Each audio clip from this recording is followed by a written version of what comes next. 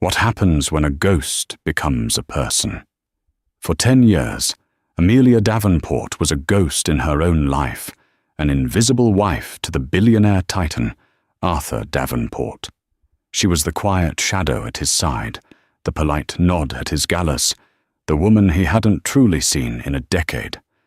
But tonight, at the most exclusive party of the year, surrounded by New York's elite, the ghost is about to show everyone what she's made of. Arthur ignored his wife for the last time, and in the next few hours, she would become the only person in the room he couldn't ignore.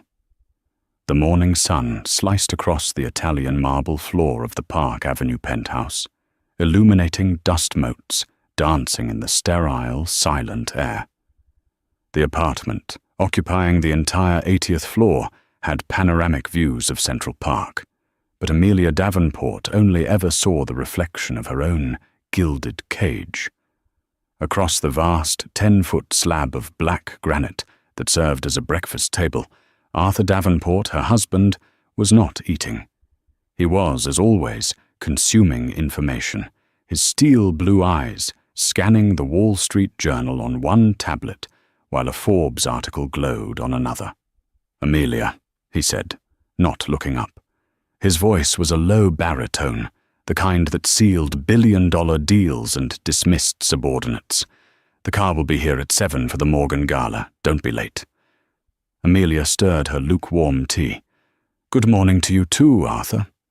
He finally glanced up, his gaze flicking over her, taking in the simple cashmere lounge set, the hair pulled back, the absence of jewelry, and dismissed her just as quickly.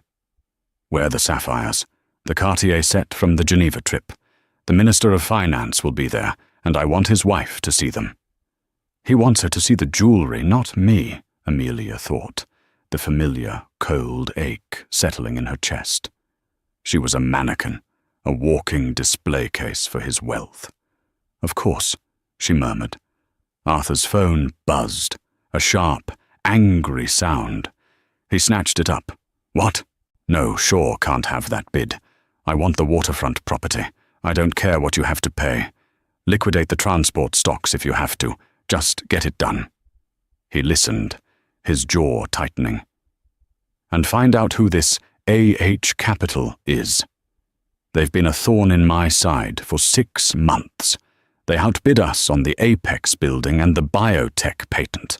They're too smart, too fast. Find them. I want to know everything." He snapped the phone shut and threw it on the table. He saw Amelia watching him, and a flicker of annoyance crossed his features. "What is it?" "Nothing, Arthur. Just, you seem stressed about this AH Capital." He let out a short, barking laugh. "Stressed? I'm not stressed. I'm annoyed. It's some ghost, some hedge fund brat playing with his inheritance. They're a nuisance, not a threat. You wouldn't understand the pressure, Amelia. Your days are simpler." He gestured vaguely, as if to encompass her entire life. The charity committees, the garden club, the little fund she managed. That little fund, as he called it, was the Isabel Hayes Foundation, an inheritance from her godmother that he'd never once asked about. He assumed it was for buying flowers for hospital lobbies. "Yes," Amelia said, her voice perfectly neutral. "Very simple." "Good. Now, about tonight." He stood, straightening his bespoke Brioni suit jacket. "The centerpiece of the gala is the auction. They're selling the original Hudson shipping charter, the 1790 document. It's a piece of New York history. I want it." "Why?" Amelia asked, genuinely curious. Arthur looked at her, as if she'd asked why he needed oxygen. "Why?" "Because it's legacy, Amelia. It's the cornerstone of American commerce. It belongs in the lobby of Davenport Tower. It's a symbol. A symbol of what? Of power, of permanence. Gregory Shaw wants it. Victoria Sterling will probably bid just to annoy me. But I will have it." He walked over and, in a rare gesture, touched her shoulder. The touch was cold, proprietary. Just smile tonight, Amelia. Look engaged. Don't wander off. And for God's sake, wear the sapphires. He left. The heavy penthouse door clicked shut, the sound echoing in the vast, empty room. Amelia sat alone, the park glittering below her like a carpet of jewels. She picked up her own phone, a simple device he never bothered to check. She opened an app, one hidden inside a folder marked Garden Plots. The screen lit up, not with flowers, but with the neon green and red of real-time stock tickers and secure messages. A text from her chief analyst read, "Davenport Holdings is liquidating transport. It's the move we predicted. Are we ready to acquire?" Amelia typed a reply. "Not yet. Wait for the dip. And regarding the Morgan Gala auction tonight, ensure our paddle is registered. Number 77. I'll be handling this one, personally." She closed the app, took a sip of her cold tea, and looked at her faint reflection in the black granite. "A simple life," she whispered. "We'll see." 10 years ago, Amelia Hayes had been a different person. She was a junior curator at the New York Historical Society, brilliant, passionate, and invisible in a different way. She was the researcher in the back room, the one who found the provenance, the one who lived in a tiny, book-filled apartment in the West Village. She met Arthur Davenport at a benefactor's dinner. He wasn't interested in the exhibit. He was there to network. But she had spoken for 2 minutes about a 19th century landscape, and he had been captivated, not by her, but by her poise. He saw her as a potential acquisition. She was elegant, educated, and most importantly, quiet. She came from good stock, but had no powerful family of her own, no competing empire. She would not challenge him. Their courtship was a series of scheduled appearances. Their proposal was a line item in his 5-year plan. "Amelia," he'd said over a $500 steak at Peter Luger, "we make a good team. Marrying me will provide you with a life you deserve." A platform. She, naive and tired of being overlooked, had mistaken platform for partnership. The illusion shattered within 6 months. He didn't want a partner. He wanted a possession, a first lady for his corporate kingdom. Her opinions on art were quaint. Her desire to work was unnecessary. He moved her from her beloved, cramped apartment to the sterile, high-altitude penthouse. He replaced her tweed blazers with Chanel and her research papers with seating charts. Then, 2 years into the marriage, her godmother, Isabel Hayes, passed away. Isabel had been the black sheep, a brilliant, eccentric woman who'd been a very early-stage investor in a dozen obscure Silicon Valley startups in the late 1990s. Amelia and Arthur sat in a stuffy lawyer's office on Wall Street. The lawyer, a man named Mr. Hemlock, read the will. After a few minor bequests, he came to the main one. "And the remainder of my estate," Hemlock read, adjusting his glasses, "including all holdings in the IH Tech portfolio, I leave to my goddaughter, Amelia Hayes Davenport. The current valuation is, well, this seems correct, approximately $940 million. Amelia's breath caught. Arthur beside her actually chuckled. "My apologies, Mr. Hemlock," Arthur said, patronizing. "Did you say 900 million? Isabel was a lovely woman, but she lived in a 1-bedroom in Palo Alto." "The woman," Mr. Hemlock said dryly, "was one of the primary investors in 3 separate unicorn tech companies that went public. The portfolio is liquid, diversified, and managed by Goldman Sachs. The number is correct. 940 million. Plus change." On the limousine ride home, Arthur had patted her hand. "Well, well. A nice little nest egg, Amelia. A little surprise. Good for you." He immediately began to discuss how they could leverage it, folding it into his own holding company. "We'll put it to good use," he'd said. "A new wing for the museum, perhaps. We'll put your name on it." That was the moment the ghost found her resolve. "No, Arthur," she said, her voice quiet but unyielding. "I don't think so." "What?" "It was left to me, I think. I'll manage it myself, for my little charities, as you say." He had been so stunned by her refusal that he'd simply laughed it off. "Manage it? Amelia, darling, managing a portfolio like that isn't like managing a garden party. It's blood sport. Don't worry your pretty head. Have your broker send the paperwork to my CFO." "I won't be doing that," she said. He'd been furious for a week, but his own ego was his blind spot. He truly believed she was incapable. He dismissed it, assuming she'd get bored and hand it over, or that her little fund would bleed out in a year. He never asked again. He never checked. He had no idea she'd spent the last 8 years not just managing it, but growing it. She'd done what she did best. She researched. She studied. She spent her simple days in her home office, the one he never entered, becoming an expert. She was quiet, but she was not idle. She hired the best analysts Goldman had, not under the Davenport name, but under her maiden name. She formed AH Capital. She turned $940 million into a multi-billion-dollar private equity firm. She bought distressed assets. She invested in green tech. She was the ghost the Wall Street Journal was writing about, the anonymous player who was too smart, too fast. Arthur was right. It was blood sport, and she was a natural predator. Tonight at the gala, she was wearing the Cartier sapphires, just as he'd asked. But the earrings felt different. They no longer felt like a leash. They felt like armor.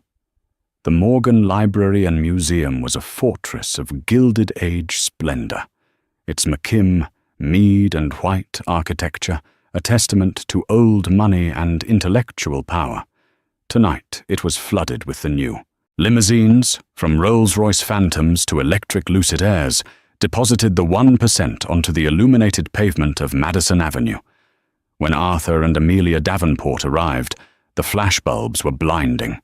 Arthur soaked them in, one hand possessively on Amelia's lower back, steering her like a prized vehicle.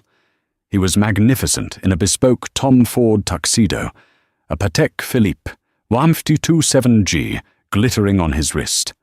Amelia, as requested, wore the sapphires. They were staggering, a necklace of deep, cornflower blue stones, surrounded by a constellation of diamonds with matching earrings. Her gown was a custom Oscar de la Renta, a deep midnight blue that made her skin look like porcelain. She was, by any measure, breathtaking. But no one saw her. They saw the sapphires, the dress, and the man she was attached to. "Arthur, marvelous!" A rival billionaire, Gregory Shaw, bellowed, clapping Arthur on the back. His eyes flicked to Amelia. "Mrs. Davenport? Lovely." He didn't wait for a reply, immediately turning back to Arthur. "Big night, eh? That charter. Hope you brought your checkbook, old man." "It'll be mine before the night is out, Greg," Arthur replied, his voice a confident rumble. He then spotted the Minister of Finance and, with a quick squeeze of Amelia's arm, said, "Go get us some champagne. Mingle." He was gone. Mingle. The word was a joke. Mingling for her was an exercise in polite invisibility. She was Mrs. Davenport, a title, not a person. She procured a glass of Dom Perignon from a passing waiter and stood near one of the massive tapestry-hung walls, watching the room. It was a sea of power. Tech CEOs from Silicon Valley chatted with oil barons from Texas. Senators discreetly high-fived hedge fund managers. And then Victoria Sterling glided over. Victoria was everything Amelia was not. Loud, blonde, sharp-edged, and dripping in Bulgari Serpenti diamonds. She ran her father's media empire and was known for her brutal corporate takeovers and even more brutal social commentary. She had always treated Amelia with a particularly venomous condescension. "Amelia, darling," Victoria purred, air-kissing the space near Amelia's cheek. "You came, and you're wearing the Cartier. Arthur must be so proud. They're almost as big as the ones he bought his, last protégé. You remember? The one from the ballet?" It was a low, deliberate blow, a reference to a rumor from 2 years prior. Amelia's smile didn't waver, but her eyes went cold as ice. "Victoria," Amelia said, her voice as smooth as silk. "What a stunning Givenchy. It's almost identical to the one I saw in last season's archives. It's so brave of you to be vintage adjacent." Victoria's painted smile twitched. She had been hit, and she knew it. "Well," Victoria recovered, taking a sip of her own champagne, "I'm just thrilled to be here. The auction is going to be divine. I heard Arthur wants the Hudson Charter. It'll look perfect in his new building. He always did have a flair for collecting expensive old paper." "He does enjoy his symbols," Amelia agreed.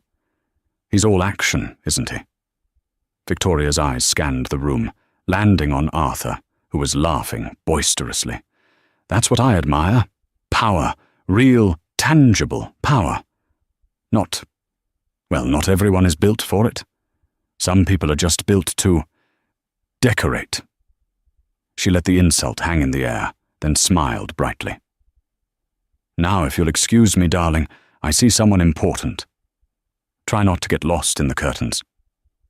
Victoria swept away, leaving Amelia in her wake. Amelia took a slow, deliberate sip of her champagne. The bubbles burst on her tongue. Decorate. Expensive old paper. She looked across the magnificent, vaulted atrium. She saw Arthur, holding court, basking in the light. She saw Victoria, laughing, her head thrown back. She saw Gregory Shaw posturing. They were all so loud, so convinced of their own importance. A waiter walked by. Amelia placed her untouched glass on his tray.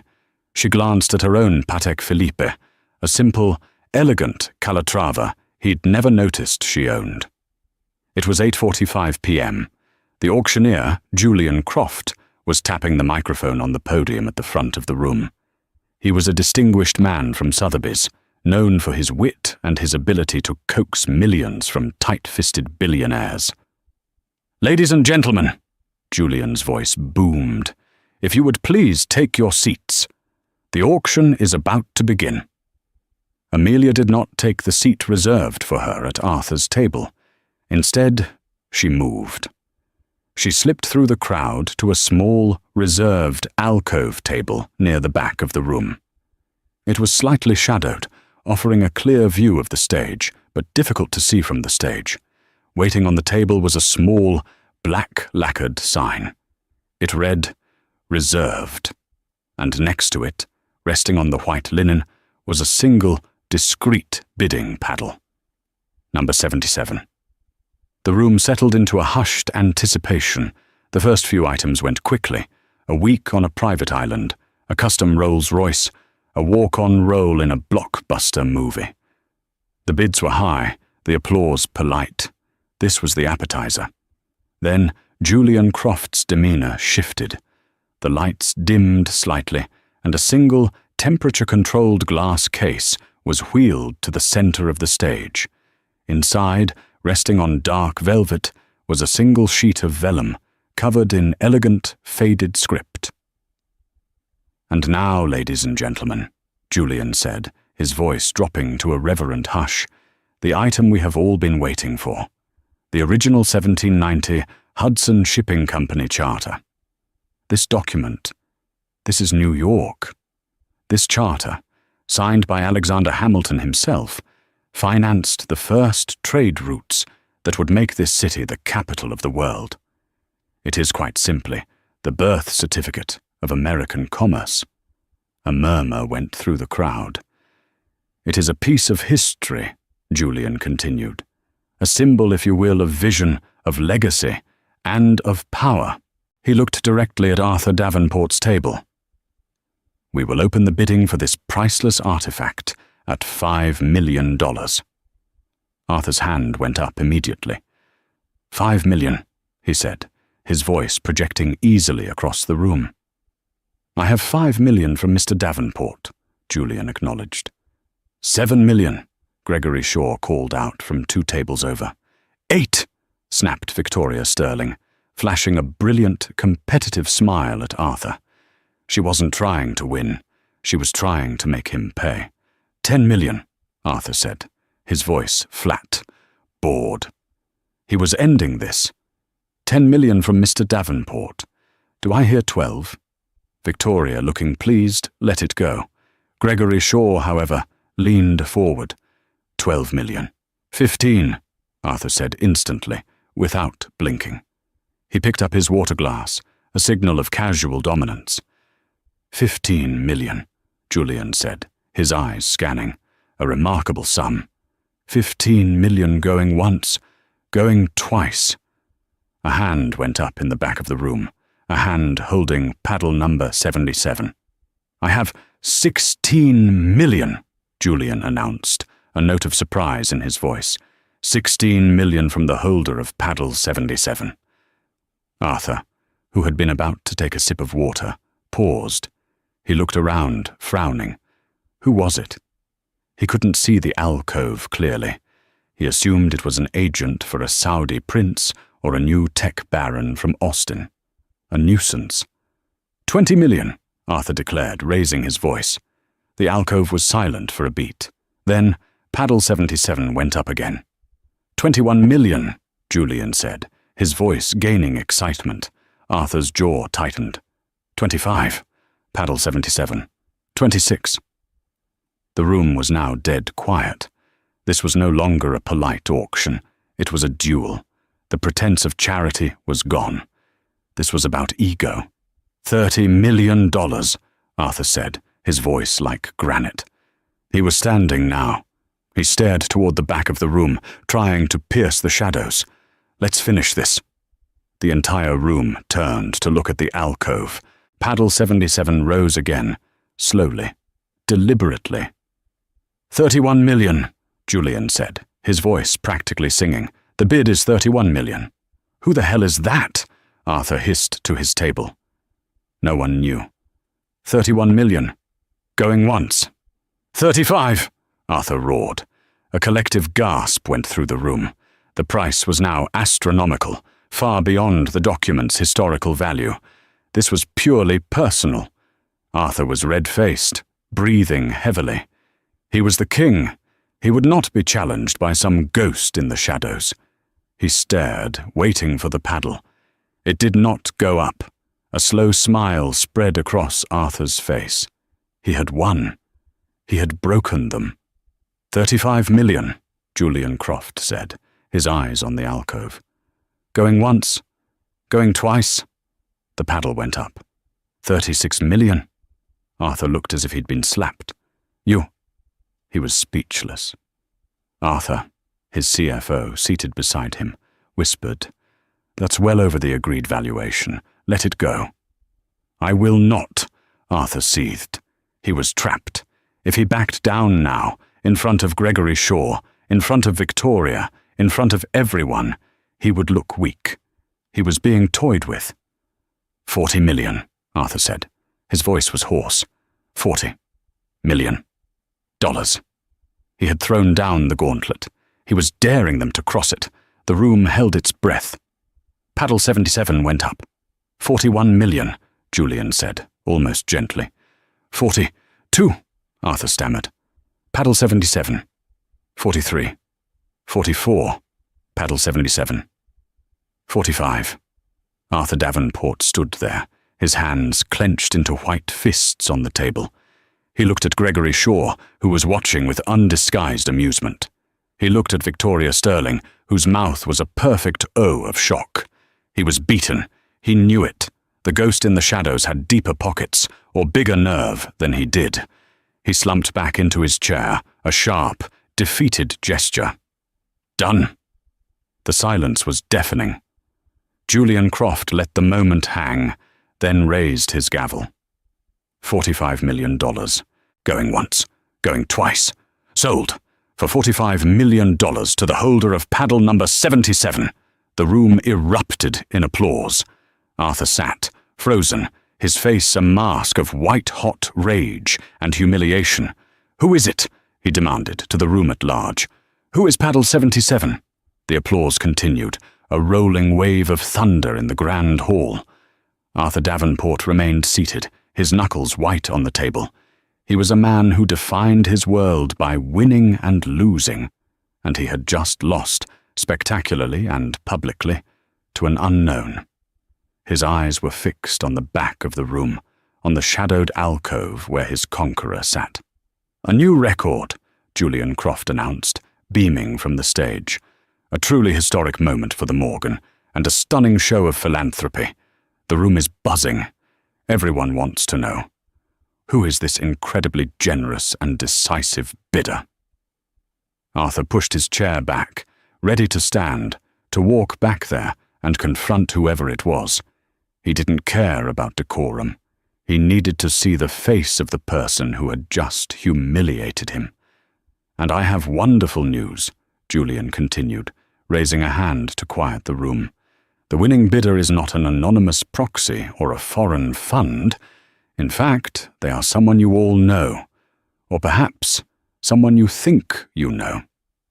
A spotlight, bright and piercing, suddenly snapped on. It didn't point to the alcove. It pointed to the front of the stage.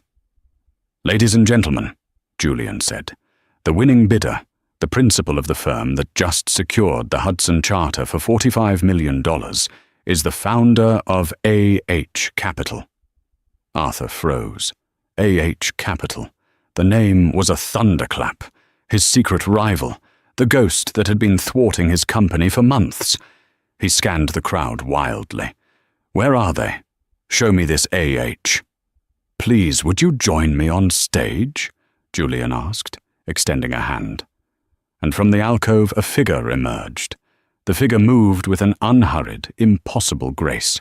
The spotlight followed her as she walked from the shadows, past the tables of gawking billionaires, toward the stage. It was a woman. She was wearing a midnight blue Oscar de la Renta gown. She was wearing the Cartier sapphires. It was Amelia. Time stopped. The only sound in the cavernous hall was the click of her heels on the marble floor. Victoria Sterling, who had been raising a champagne flute to her lips, froze. The glass slipped from her fingers and shattered on the floor, the sound exploding into the silence. Gregory Shaw's jaw was slack.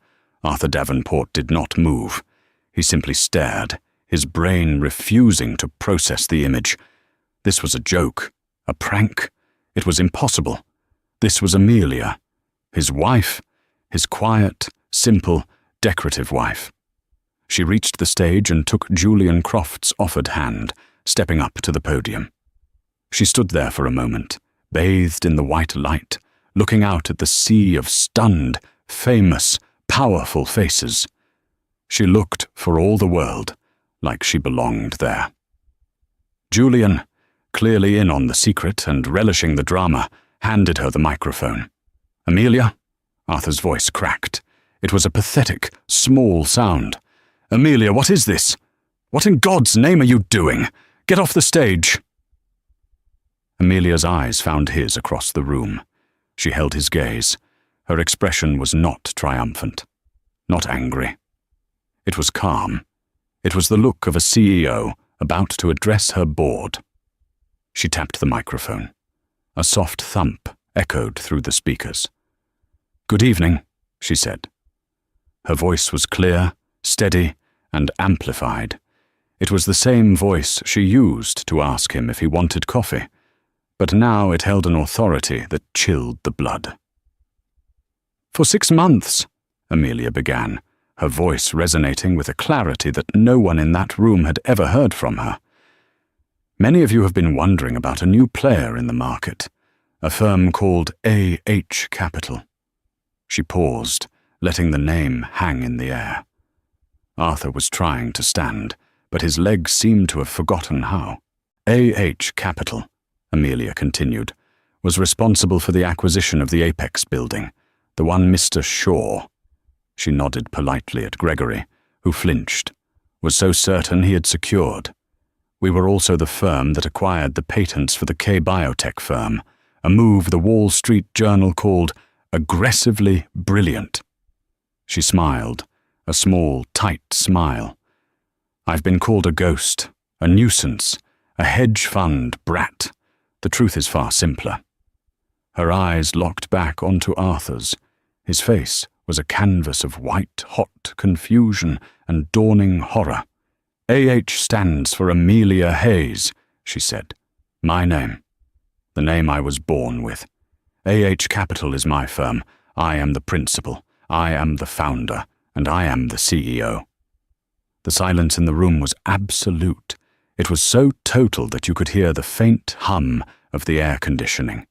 Every eye was on Amelia, and then, like a flock of birds turning in unison, every eye swiveled to Arthur. He was exposed. His humiliation was a physical thing, a raw, gaping wound laid bare for his rivals, his friends, and his enemies to see. But how? Arthur whispered. It was all he could manage. The money. Your little fund. My little fund? Amelia's voice had a sudden, sharp edge. You mean the inheritance from my godmother Isabel? The nest egg you told me not to worry my pretty head about?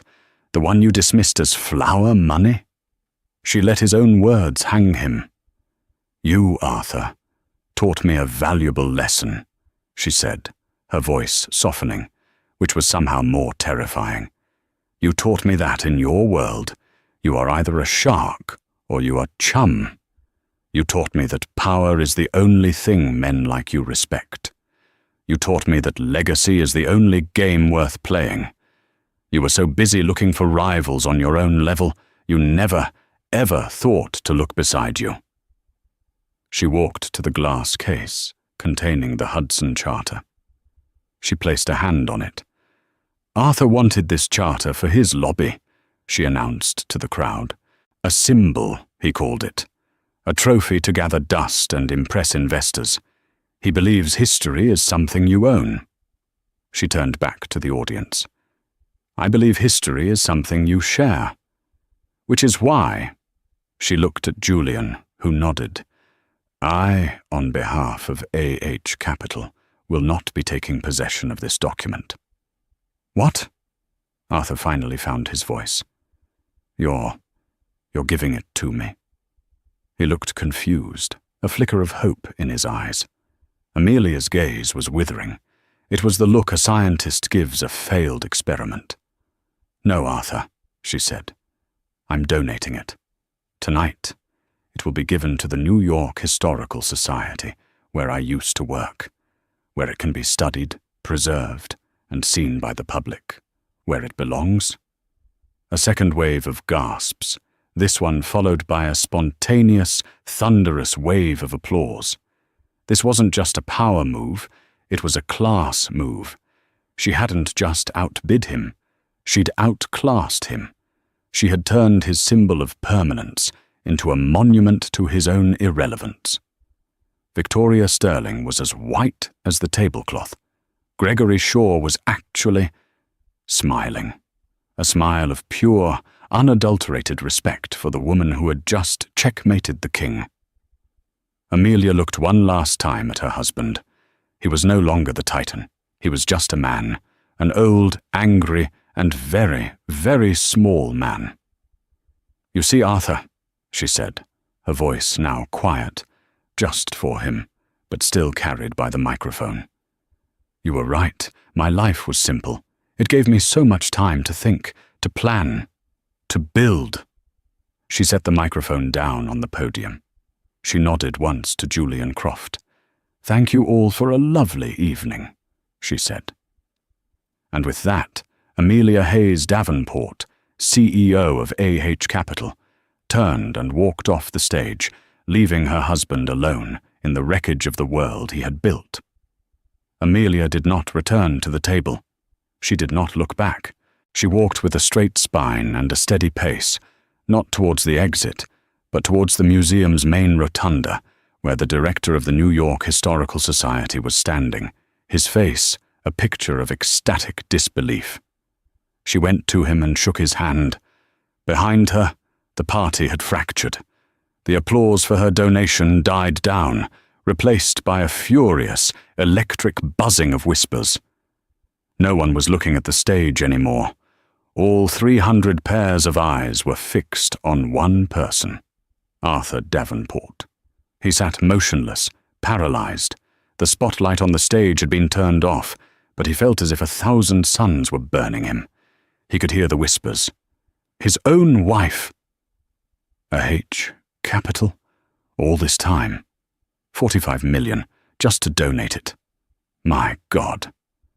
Did you see his face? She called it flower money. Victoria Sterling, recovering her composure, glided past his table. She didn't stop, but she leaned in close enough for him to hear her acid whisper. It seems, Arthur, you weren't just outbid. You were outmanaged. And at home, of all places. Gregory Shaw walked by, paused, and clapped Arthur on the shoulder. It wasn't a friendly gesture, it was a commiseration. Tough break, Davenport. Seems the real shark in your family, wasn't you? Arthur's CFO was trying to talk to him. Sir, Mr. Davenport, what are your instructions? The press is going to be a nightmare. Arthur heard nothing. He was replaying the last 10 years, every dismissal, every patronizing pat on the hand, every time he'd told her she wouldn't understand. He saw her in her study, the room he'd always thought was for her gardening correspondence, and he realized with dawning, icy horror that she had been running a multi-billion-dollar empire from a room 50 feet away from his own. He had been so obsessed with the ghosts in the market, he never realized the most dangerous person in his world was the one who slept next to him. She hadn't just built a fortune, she had done it in his shadow, using the very invisibility he had forced upon her as her greatest weapon. He finally, slowly, got to his feet. The room quieted again, watching him. He straightened his Tom Ford jacket, pulling at the lapels. He tried to muster the arrogance, the authority that had defined his entire life. It was gone. He was hollow. He looked for Amelia. She was by the grand staircase, speaking with the Minister of Finance, the very man he'd wanted to impress. The minister was not looking at her sapphires. He was listening to her with rapt, undivided attention, nodding eagerly.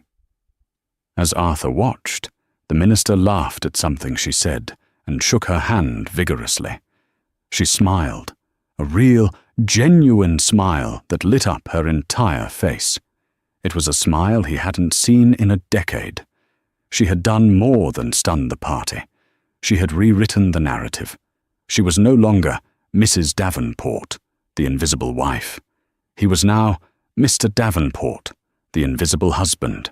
He began to walk towards the exit, not quickly, but like a man walking through deep water. No one spoke to him. No one met his eye. The crowd parted for him, a silent, damning courtesy. He pushed open the heavy bronze doors and stepped out into the cold November night. The air was sharp, biting. He heard the door click shut behind him. He was alone. Inside, the party was roaring back to life, louder than before. But now, it had a new center of gravity, a new sun. And everyone, from the waiters to the billionaires, was orbiting around Amelia. Arthur Davenport, the man who owned half of New York, stood on the curb on Madison Avenue, ignored by the city he claimed to rule, waiting for a car that, for the first time in his life, he wasn't sure would even come for him. The storm had arrived, and he was on the outside, looking in. Arthur Davenport did not remember the walk from the curb into his limousine. He moved in a state of suspended animation, a vacuum where the roar of his own ego had always been. The city lights of New York, usually a testament to his domain, blurred past the tinted windows like taunting smears of neon. His driver, Thomas, a man who had been with him for 15 years, a man whose children's private school tuitions Arthur paid without a second thought, didn't speak. He merely held the door, his face a perfect, professional mask. But his silence was different. It was not deferential. It was observational. Arthur, for the first time in his life, felt like a specimen. He sat on the plush leather, the limousine's interior suddenly feeling cavernous and cold. His phone, which he had left in the car, was on the center console. It was not ringing. He realized with a chill that no one would be brave enough to call him. They would be texting, emailing, tweeting. They would be dissecting him. He picked it up. The screen was a blinding cascade of notifications. Bloomberg, Reuters, the Wall Street Journal, Forbes, even the New York Post. Gallagheddon, Davenport outbid, outed by secret CEO wife in 45 minutos auction stunner. Meet Amelia Hayes, the ghost of AH Capital who haunted Wall Street, from her own penthouse. Davenport Holdings, DVPT, futures plummet, 12% in after hours, trading amidst revelation of spousal competitor. The last one sucked the air from his lungs. 12%. This wasn't just social embarrassment. This wasn't just marital strife. This was a catastrophic financial event. This was war. She wasn't just playing, he realized, his blood running cold. She wasn't just getting revenge. All the pieces, all the nuisances of the last 6 months clicked into place with the sickening finality of a coffin lid. AH Capital. The Apex building. He had been so sure he'd had it. The K-Biotech patents, his team had been blindsided. He remembered his conversation just that morning. They're too smart, too fast. And she had been sitting right there, stirring her tea. He thought of her question. A symbol of what? He had answered. Of power. Of permanence. He had been wrong. Tonight, the symbol was of his own spectacular, public implosion. The limousine pulled into the private, subterranean garage of his building. The doorman, Miguel, who usually greeted him with a broad smile, and "Good evening, Mr. Davenport," simply nodded, his eyes fixed on the marble floor. The humiliation was total, seeping down from the gala's stratosphere to the very foundations of his home. He rode the private elevator, the mirrored walls showing him a stranger, a pale, haggard man whose bespoke tuxedo suddenly looked like a costume, ill-fitting and absurd. The penthouse door opened with a soft whoosh. "Amelia," he called out. The apartment was dark, silent. The vast, floor-to-ceiling windows showed the glittering city, a kingdom that was no longer his. She wasn't here. Of course she wasn't. She was still at the party, her party, basking in the glow of his detonation. He stalked to the bar, his movements jerky, uncoordinated. He grabbed a crystal tumbler and the bottle of Macallan, 25. He didn't bother with ice. He poured 3 fingers, his hand shaking so violently that the liquor splashed onto the granite. He drank it in one raw, burning gulp. He paced the immense salon. He looked at her things, the art books on the coffee table, the vases of fresh peonies she always arranged, the simple life. It was all a lie. A meticulously constructed stage set for his benefit. Rage, pure and undiluted, surged through him. He went to her study, the room he never entered, the one he assumed was filled with correspondence for her little charities. The door was locked. It had never been locked.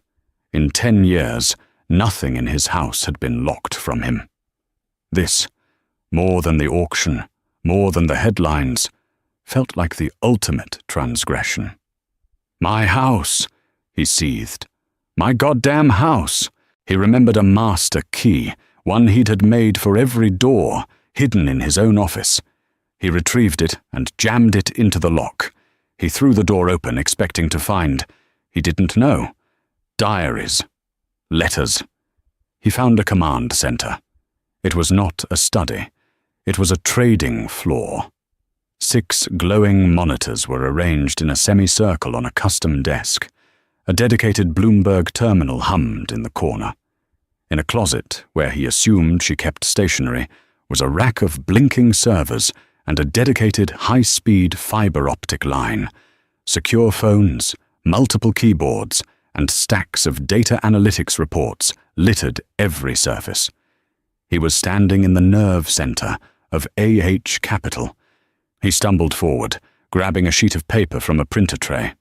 It was a market analysis, printed that afternoon. He scanned it, his vision tunneling.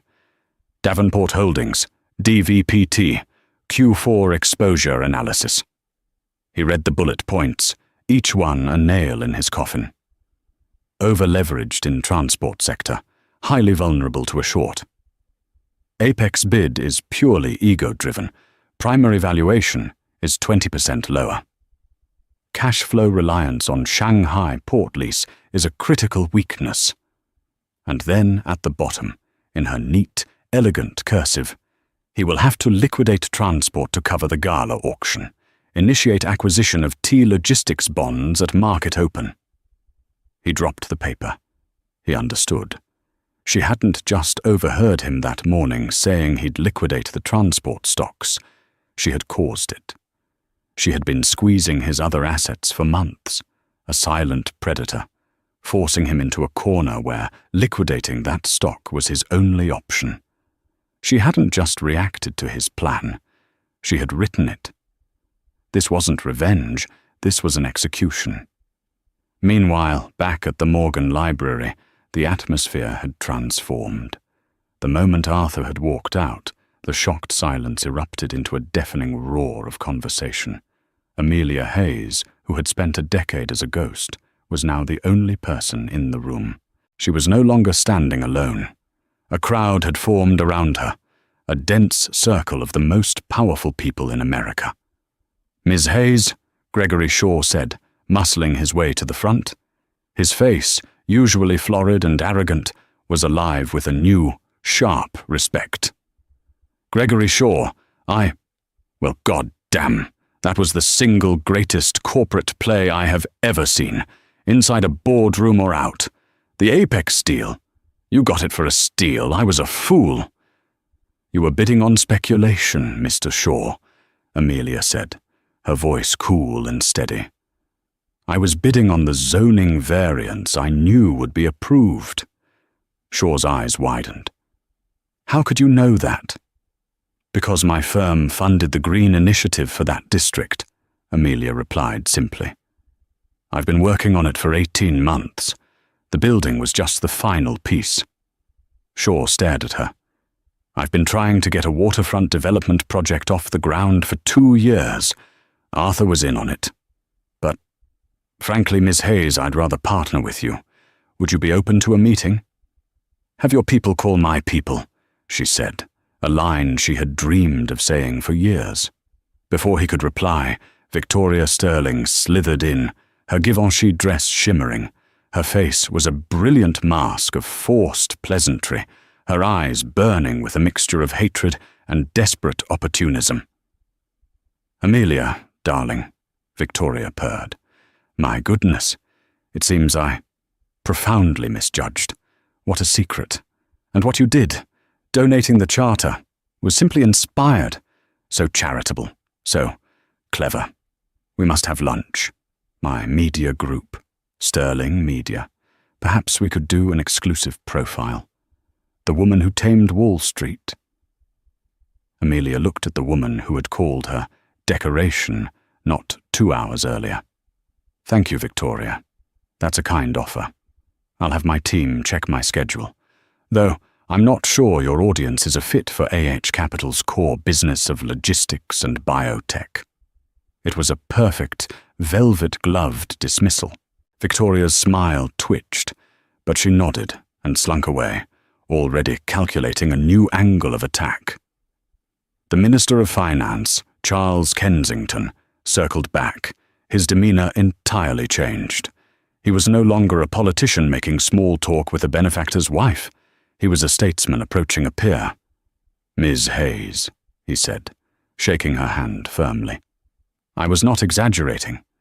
Your firm's work in green hydrogen is revolutionary.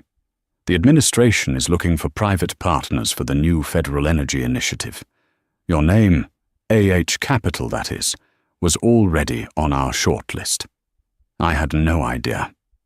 Well, my point is, I'd like to set a formal meeting in Washington. Next week, are you available?" "I would be honored, Mr. Minister," Amelia said. "My chief analyst will coordinate with your office tomorrow." She stood there for another hour, not as a wife, not as a socialite, but as a CEO. She took meetings. She accepted business cards. She shook hands. She was no longer a reflection of Arthur's power. She was her own center of gravity, and she could feel the entire, glittering, ruthless world of New York finance beginning to tilt, ever so slightly, on its axis to orbit her. At 1:30 a.m. she finally left the gala. She did not look for Thomas. A sleek, black Maybach S-Class, one Arthur had never seen, one that was registered to AH Capital, pulled up to the curb.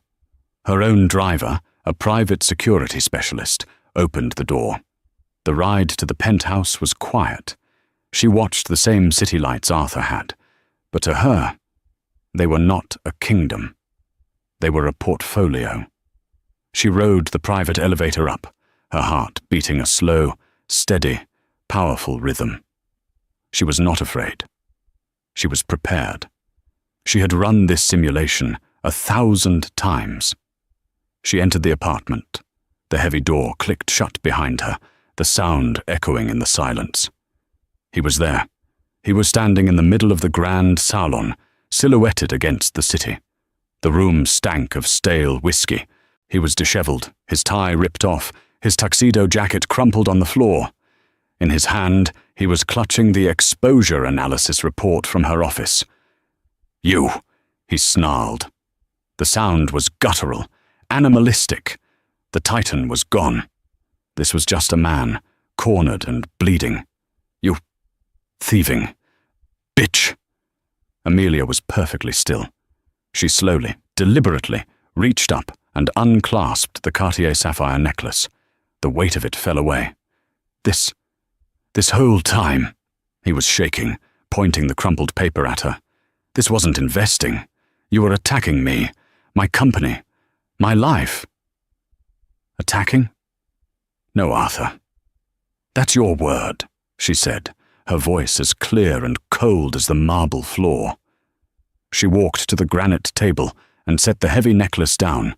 It landed with a loud, definitive click. "I was competing. It's the blood sport you said I wouldn't understand. Or did I misremember? The Apex building, the K Biotech. You knew I wanted those," he roared, lunging toward her, then stopping, as if held by an invisible chain. "You wanted them, yes," she said, not flinching. "But you were inefficient. You were bidding on ego, not on value. I was bidding on a 5-year plan. My investors thank you for all the press, by the way. It raised the profile of my acquisitions significantly. You humiliated me," he screamed, his face purple, "in front of everyone, my rivals, my friends. I am your husband." "My husband?" Amelia's voice dropped, and the quiet in it was more dangerous than his roar. "When exactly was I your wife, Arthur? Was I your wife when you told me to not worry my pretty head? When you sent me away to mingle like a poodle at your events? Was I your wife when you bought Victoria Sterling that Bentley? Or was I your wife when you flew your ballet protégé to Paris on the company jet?" He froze. He had no answer. He had never dreamed she knew the specifics. He thought she was too simple, too nice to notice. "You didn't want a wife," she said, walking past him, her head held high. "You wanted a decoration, a simple thing to hang on your arm and prove you had taste. The problem, Arthur, is that you acquired an asset without doing your due diligence. You never bothered to check its true value." He was desperate, his rage collapsing into a pathetic, wheezing panic. "What now? What do you want? You're going to divorce me? Take half, is that it? You want half of what's mine?" Amelia stopped at the entrance to the bedroom hallway. She turned, her face silhouetted by the moonlight. "Half," she said. And for the first time that night, she laughed. It was not a sound of mirth. It was a sharp, chilling, terrifying sound. "Oh, Arthur, darling, you still don't get it, do you?" She took a step toward him. He instinctively recoiled. "I don't want half of your company. I don't want your permission to leave. I don't want anything from you." "Then what is this?" he pleaded. "What do you want?" Amelia looked at him, her eyes as cold and clear and deep as the sapphires she'd left on the table. "I'm not taking half, Arthur," she said, her voice a blade. "I'm taking all of it. Your company is leveraged to the hilt. Your transport division is bleeding. Your primary partners are already sending me proposals. And the market opens in 9 hours. The ghost you've been so worried about. She's not a hedge fund brat. She's your wife. And this," she said, pausing to let the words land with the weight of a gavel, "is a hostile takeover." She turned, walked into the master suite, and the sound of the deadbolt sliding into place was the only sound in the penthouse. It was the sound of the king being dethroned. Arthur Davenport was left alone in the vast, dark room, the dawning, soul-crushing realization finally hitting him. The party wasn't the end. It was the opening bell. He wasn't just humiliated. He was ruined. The brightest lights can cast the darkest shadows. But sometimes, the person forced to live in that shadow is the one with the most brilliant light of all. Amelia didn't just reclaim her name. She redefined her worth, proving that being underestimated is the ultimate strategic advantage. Her story is a powerful reminder that the quietest person in the room is often the most powerful. What did you think of Amelia's incredible power move? Was Arthur's public humiliation deserved? Let us know your thoughts in the comments below. We read every single one.